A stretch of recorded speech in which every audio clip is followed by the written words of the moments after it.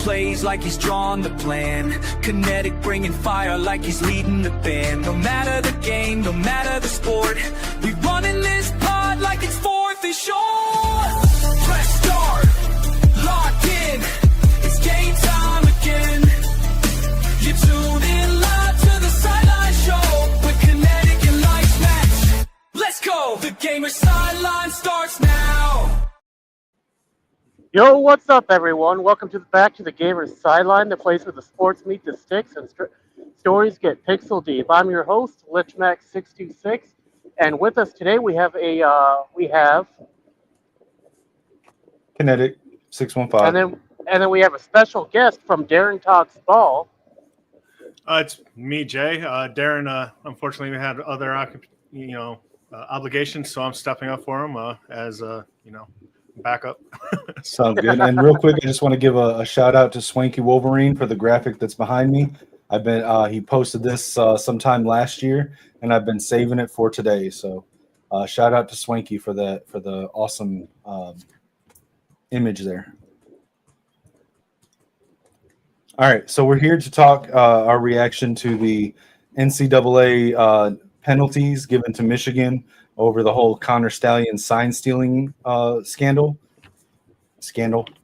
We're going to go over it real quick, just a quick summary. Let me see. So this is from here. I can pull it up on screen, I guess. Now they were supposed to have a press conference at 1:00 today, but it apparently was downgraded to a Zoom call with media.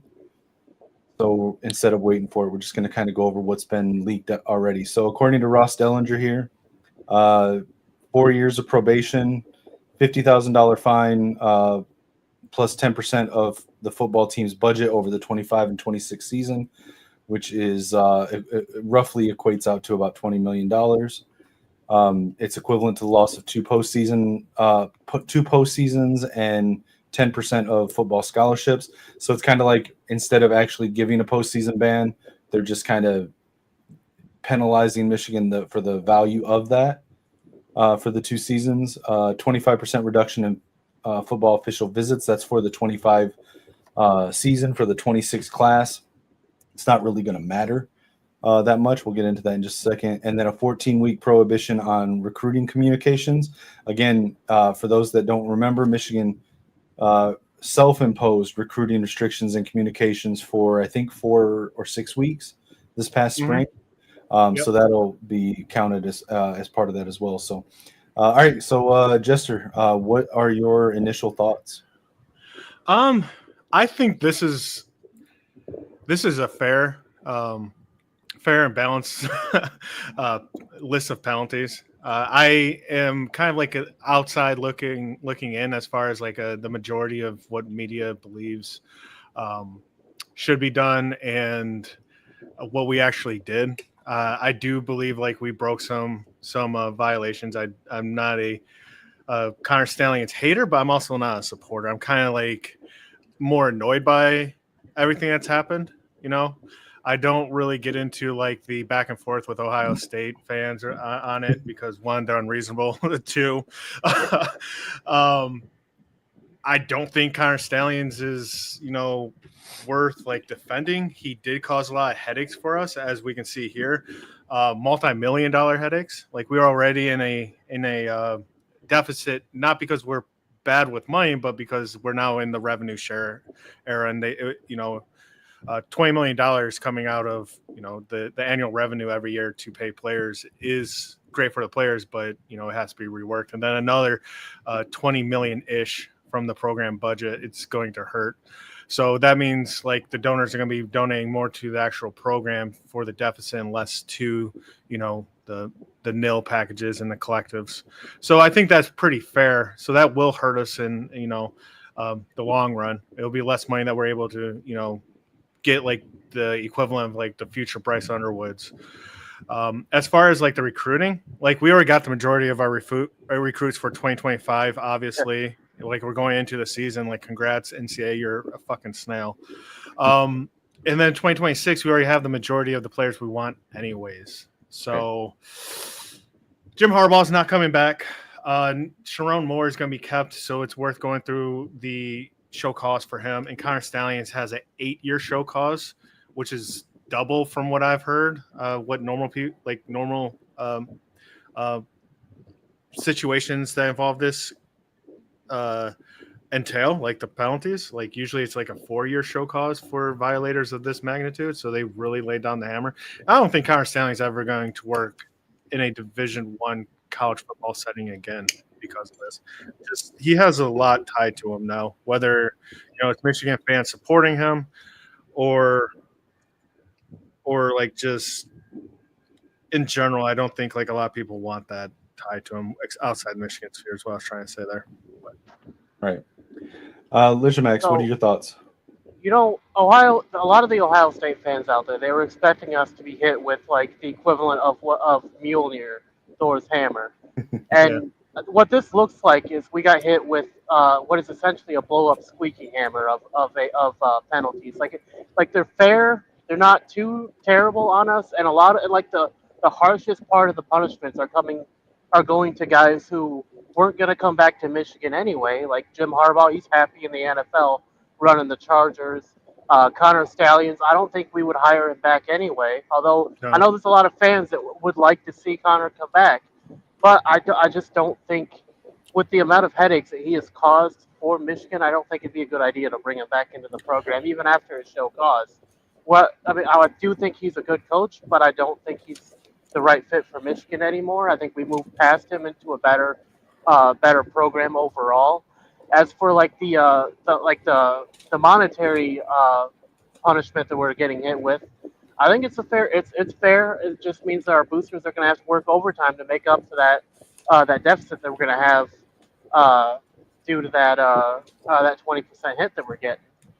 As a booster myself and somebody that knows people that work in the athletic office, I can tell you like this is very targeted around the athletes, where the athletes aren't going to be hurt.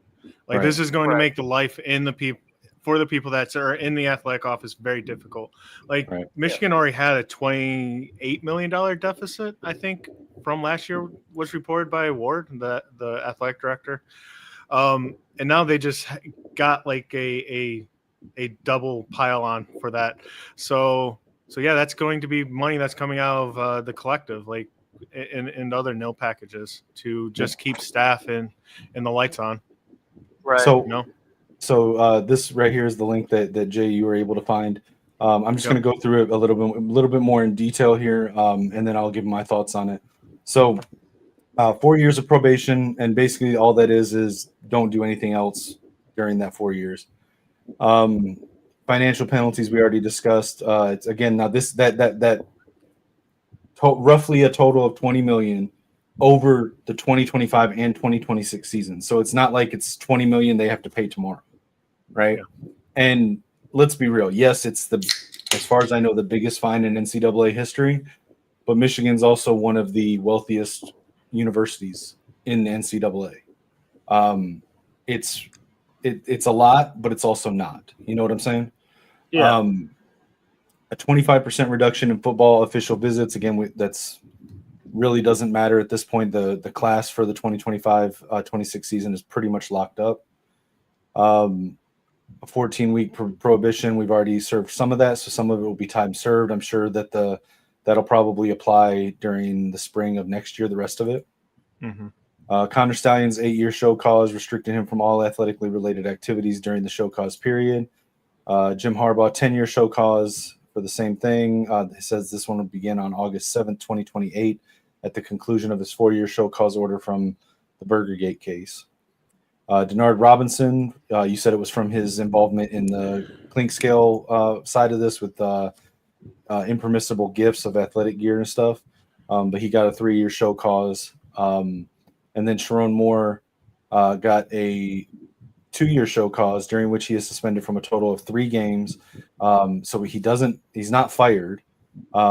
Michigan self-imposed the 2-game suspension during this upcoming season, which will be week 3 at home versus CMU and on the road at Nebraska. And then there will be a 3rd game. I'm assuming it'll probably just be the first game of 2026 that'll be served. added on to what Michigan had already self-imposed.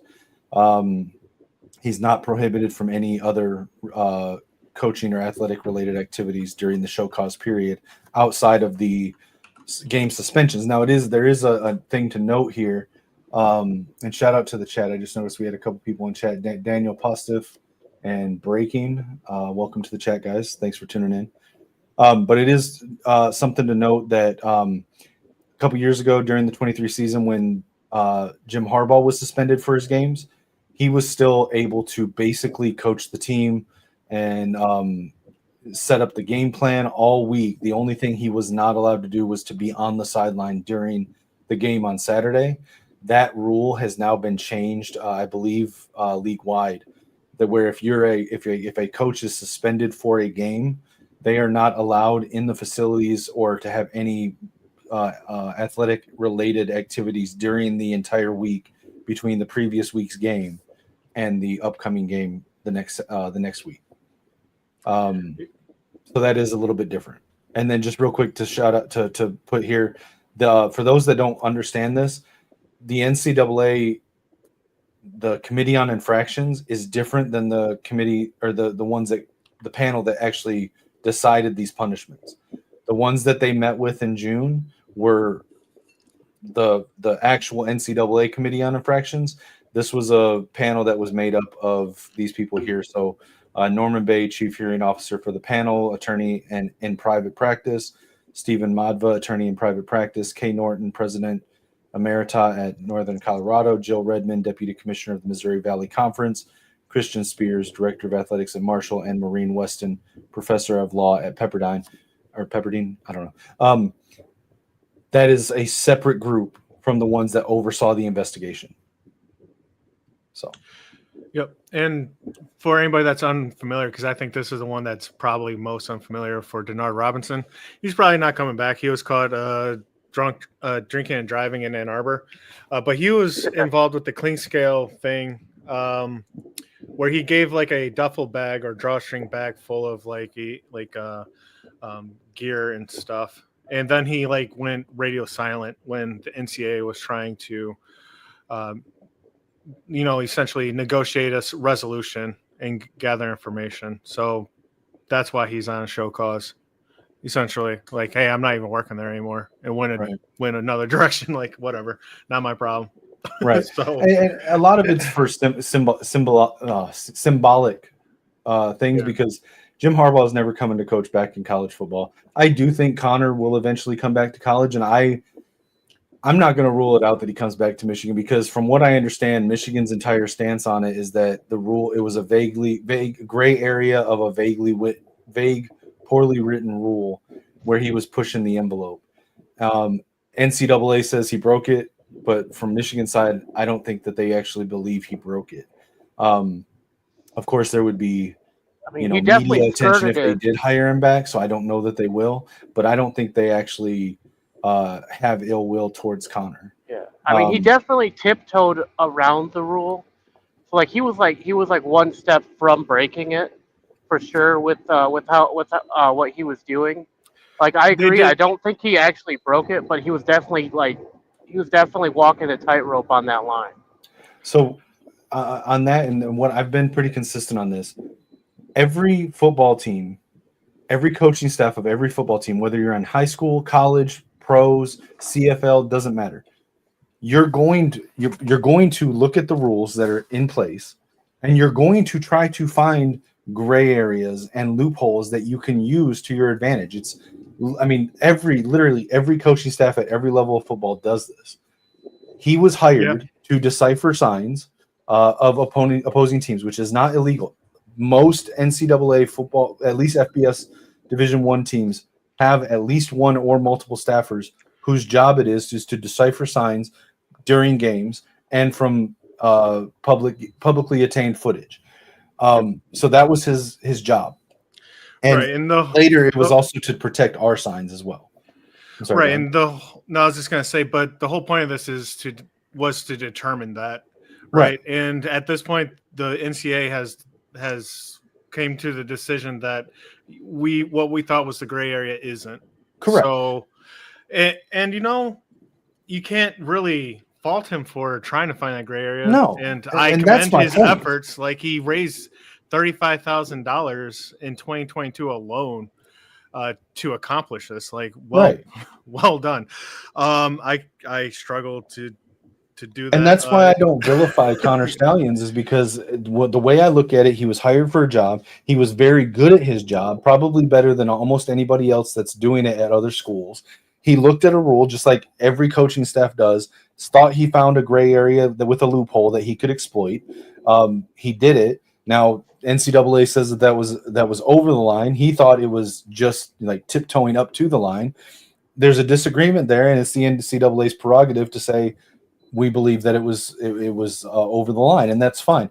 But the rule that he broke, let's be clear, was not a cheating infraction.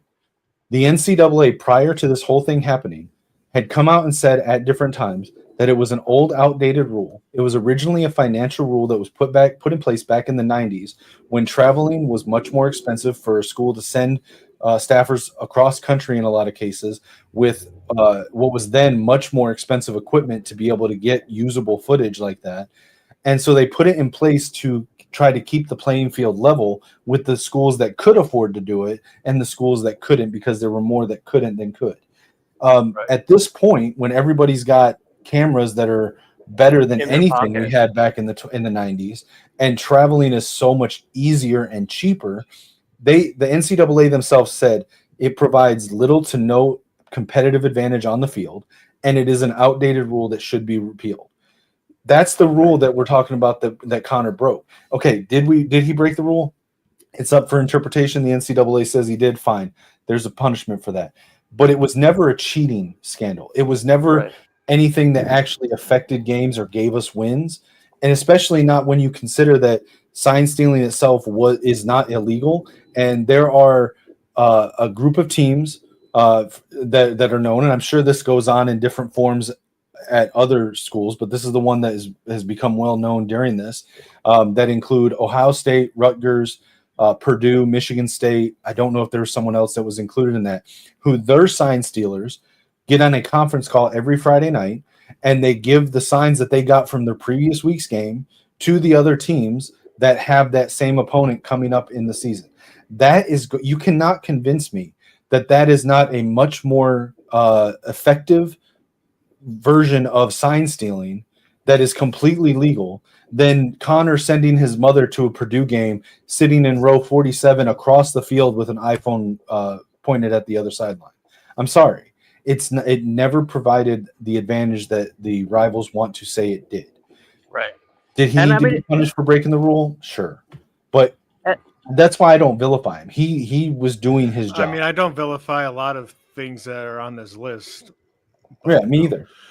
I mean, like, just for example, like, you gave some kids some gear. Like, should that result in a 3-year show cause? And because you decide to stop answering somebody who doesn't have any authority over you anymore because you're no longer in college football. Right. This is about Denard for anybody that's coming on. He became unresponsive after like agreeing, but that was when he was still with University of Michigan. He's no longer with them. I wouldn't answer those texts. Sounds like a freaking headache. So So real quick before I go into that more, let me acknowledge Teron Nelson here. He said, should we fight for a reduction? Just accept and move forward. I think, and I said this last night with on a conversation with one of our viewers that I talk to often.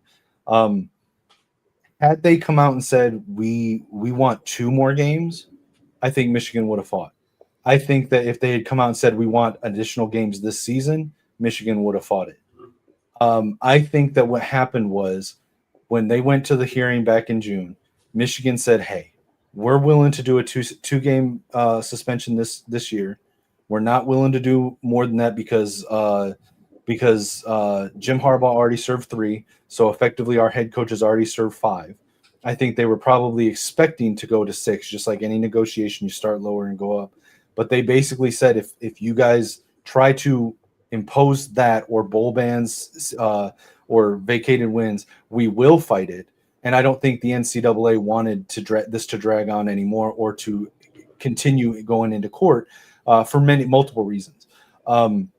I think that this is exactly what Michigan expected. They expected one more game.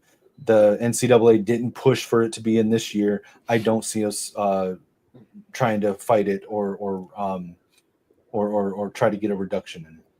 So yeah, I think that the majority of what the NCAA wanted was an easy win, and this is an easy one for them. It is a win for the NCAA.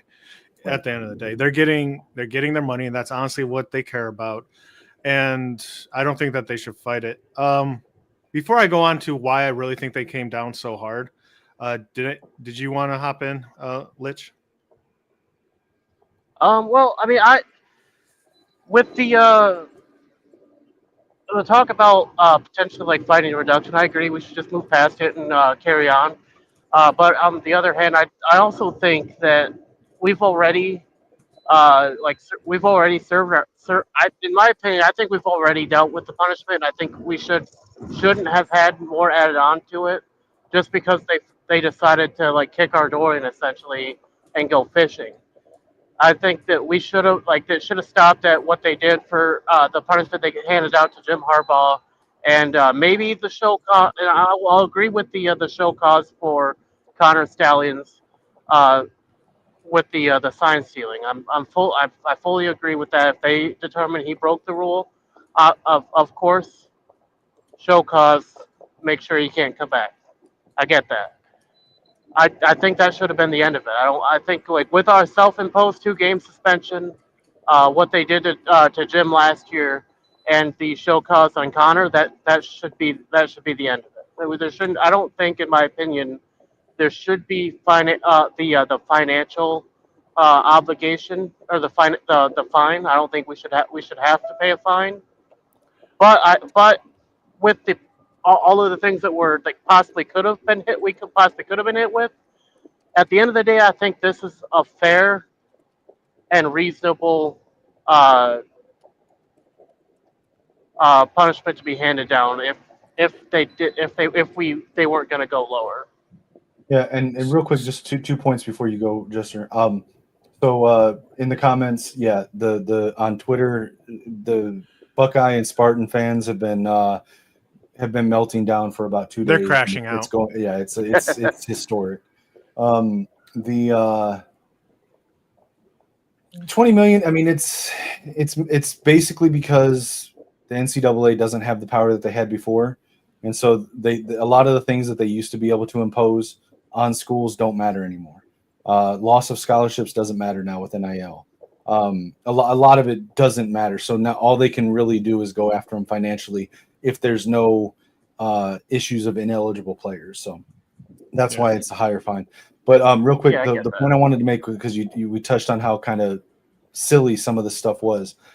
Sharon Moore, the reason he's even being suspended is because they want to call him a repeat offender for non-compliance based on his involvement in the whole Burgergate thing, which to my knowledge is the fact that he was in Jim Harbaugh's office when Jim Harbaugh was on a Zoom call with the recruit, and the recruit's brother wanted to show Jim Harbaugh he could do push-ups. Okay. And because when the NCAA came in to this whole investigation and tried to act like they were Congress with subpoena power and said, we want the last, it was 13 years or something of every bit of your personal emails, your personal phone records, text message, all of that. The Michigan coaching staff, including Jim Harbaugh and Sharon Moore, basically said, no, fuck off. That's not, you don't have the right to that. I'm not going to turn that over. I wouldn't either. If I'm working at a job and my boss comes to me and says, hey, I want the last 10 years of your personal emails and phone records, including before you even came to work here. No, you want something that has to do with work, I'll give it to you, but I'm not giving you my personal stuff. But because of that, and then because when all this broke with Connor Stallions, Sharon Moore deleted his contact and deleted a text message string that he had with him, which anybody that understands cell phones, okay, if you want to really delete something from your phone, it's a 2-step process, right? Yeah. He deleted them. He didn't delete them. Okay. And so when the NCAA asked for it, he got them recovered and then handed it over, and they held nothing incriminating in them. But they're calling that failure to cooperate. It's so stupid. Because he didn't turn them over the second that they asked for them, which I think is complete. I think it's complete BS to do that, because it's not like he said, "No, I'm not going to do that.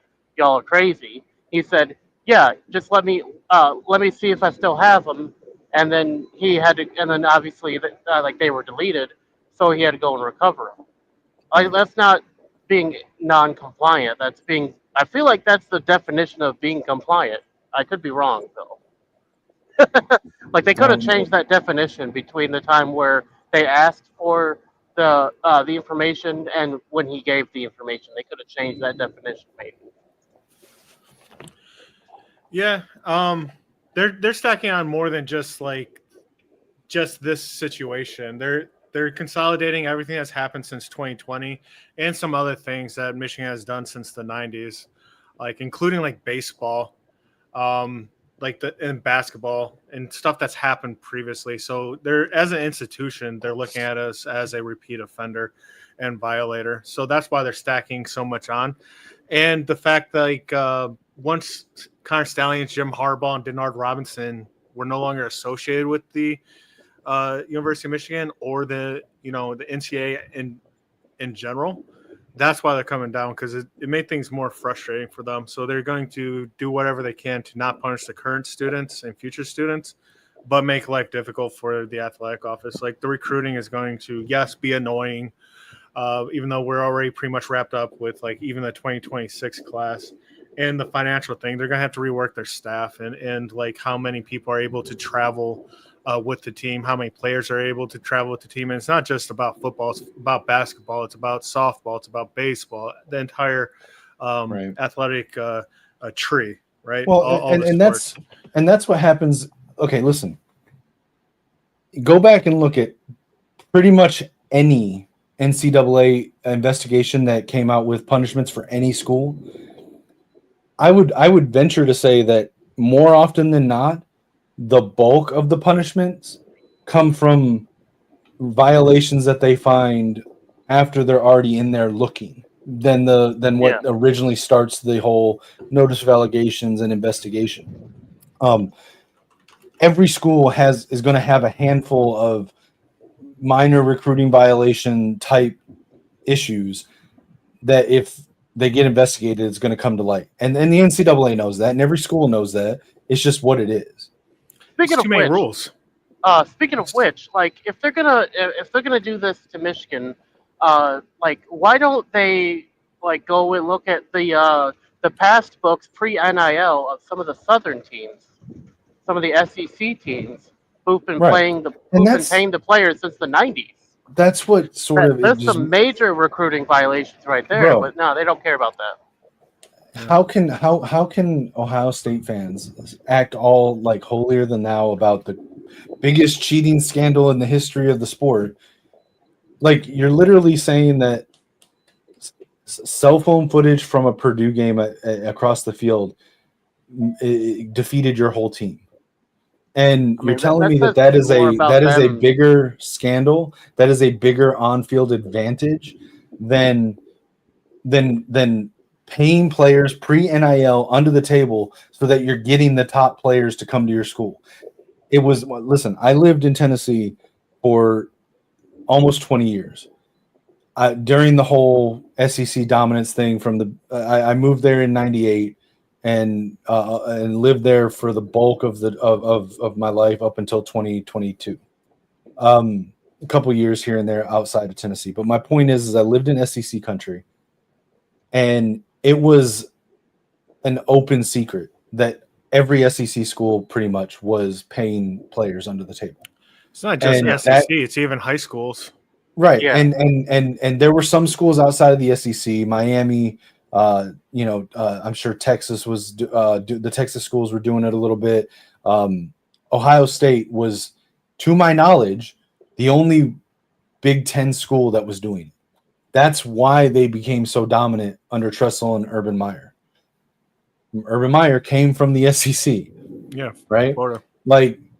You can't tell me that what Connor did was a bigger. Not only was it not bigger than the conference call every week, USC as well. Not only was it less of an advantage than the conference call trading signals with the previous week's opponents with teams that are going to play them 2 weeks from now that were got on the sideline of the game, but it definitely was not a bigger advantage than paying players, the highest rated athletic players, to come play for you when all of the other teams in your conference are not doing that. You're not on the same playing field at that point. Right. And to act like somehow this was a bigger cheating scandal than that is so stupid, dude. Yeah. Good point with SMU. Yeah. Yeah, and they only recently, in the last 10 years actually recovered from that, because that was in 88, wasn't it? I don't remember the year, but yeah, it was like the biggest. I mean, they killed their program. Yeah. And it's so crazy because that I don't understand. Like, is it this hard to comprehend? Like, literally from the start of this, postseason bans, vacating wins, vacating the natty, that was never on the table, because there, in every instance that has ever been done in the history of NCAA punishments, there has been some sort of ineligible players that played in the games that were vacated. Yeah. Nothing about this scandal or what Connor did made any players ineligible. And they didn't find anything in their investigation with all the recruiting violations and stuff that they found that would have caused any players to have been ineligible for any games. So to think that and to perpetuate this idea that Michigan was going to get a death penalty style hammer, it was either pure ignorance or it was intentionally lying to and misleading the viewers of your shows, the people that follow you on social media for engagement, to and those places literally profited off of lying to their own followers and viewers. Yeah, I mean, at best, we were maybe looking at like a carpenter style hammer. We were never looking at like a Mjolnir style hammer coming down on us. Like, we were, like, there was no shot of us getting that huge of a penalty. Like, this still kind of hurts us financially, like Jay said. But at the end of the day, like, it's not anything that we can't recover from. It's just gonna take some time, some extra fundraising. But I mean, at the end of the day, it's not really as bad as what like a lot of our rivals were saying. Like, the rivals were saying that we were gonna get essentially demolished as a program over this stuff, and basically what we got is the equivalent of a firm slap on the wrist, essentially. Right. All right. So we've kind of went over everything here, given our opinions and stuff. Did you guys have anything else you wanted to touch on for this reaction? Yeah, I'm just gonna say, I think the NCAA was looking for a win, and this is a win. Like, this is going to obviously prevent any of these coaches from returning to University of Michigan. I don't think they would ever want that heat that these coaches would bring. I think this is essentially a wrap up to everything that we've experienced over the last 5 years with Jim Harbaugh going back and forth with the NCAA. And I'm hoping to put this behind us. I'm more of a person that looks at the football game side and practice side than all this other noise. I've hated this entire saga, except for how it's exposed, how the OSU media really treats their fans. They're very disingenuous and dishonest. At least the people who were pro Connor Stallions and the pro, repercussions, anti Connor Stallions. At least we were all on the same page with the actual information that was getting sent to us from whether it was the NCAA or the University of Michigan. It was all pretty much saying the exact same things. There's no hammer. It's going to be likely a large fine and some show cause and some restriction and recruiting, right? And game suspensions for Shromore and possibly which is more. Effectively what we've been saying. I know since I started everybody, podcasting, all sides. Since I started doing the podcast with Maze Madman and over on Voice of College Football, and even when I've been on as a guest with Darren, we've been saying that's what it was going to be, the highest penalty or fine that they've ever given, a possible suspension for Sharon Moore. Like everything that's in here is literally what we've been saying for for me about a year. Everybody, for people who don't longer. like Connor Stallions and the people that do, we're all Right. saying the exact same thing. We weren't lying for clicks or attention. Like Bucknuts and Buckeye Scoop, I think, are the two biggest ones that have done that. I'll straight Buckeye call them Scoop out for sure. Yeah, like they obviously aren't associated with anybody in the know, and they keep claiming that they are. Like, right. And if you're, and they also don't like Michigan. Oh, I think it's they also don't like Michigan fans in their chats. Yeah. So, but yeah, and I think like this is a win for an NCAA, but it's also one for University of Michigan, and like we're owning it. I don't think we're going to fight for anything, being reduced. I think that they'll take it on the chin. It will make things difficult for the office and like the logistics of actually moving our players to go play people. It might actually, hurt us when we have to like go out west, definitely, because there's going to be like less money that's going to be able to be spent on like accommodations and adjusting to the time change, less like rest and recovery for them. At like post game, like there's just not going to be as much funds for that, so it will hurt, but it's not going to hurt in how like the Buckeye media was saying it's going to hurt. There's no postseason bans, so we're not going to be losing players. It'll just make things more difficult. We have to think outside the box to like get in contact with these students and make it happen faster in shorter time periods. So I completely agree with this. Michigan could capitalize on this right now. Sell T-shirts with like a Fisher Price hammer on it. They could even get like sell like actual like blow up Fisher Price hammers. They could sell those for like $2 at the start of games for giving them to fans as they enter the stadium. It would probably with the Michigan logo on them. Yeah, it would probably cover a lot of this. I'm just saying, like, and I also think Bryce should adopt the hammer as his nickname and take it to Ohio State at the end of every year. Bryce the Hammer Underwood. Just leave a hammer on the fuck field. A flag. Fuck a flag. Hammer. Go down to Columbus next year and beat them again, and just go walk to midfield and put a little hammer in midfield and walk away. Yeah. Like that would be great. Amazing blue hammer with the Michigan logo on both of the faces of the hammer. Or like Teron said here, for the Michigan Ohio State game at the end of this year, bring MC Hammer in as the honorary coach for the coin flip. But yeah, so we're gonna go ahead and get out of here. I know we got some time constraints. Jester, you want to tell everyone where they can find you and what you got going on here coming up? Yeah, I work with Darren over at Darren Talks Ball. You can hop over to our YouTube channel. That's mostly where you can interact with us. We also have links to our Discord over there. I'm a co-host every Tuesday where we do a live show. We do video essays on different topics and analysis of different game footage and our ideas with that. So if any of that sounds interesting to you, just hop over there on YouTube and we'll see you there. Yep. And Lichmax, tell everyone where they can find you and what you got coming up. You can find me at Lichmax626 on both YouTube, Twitch, and on X, and obviously here on the Gamers Sideline.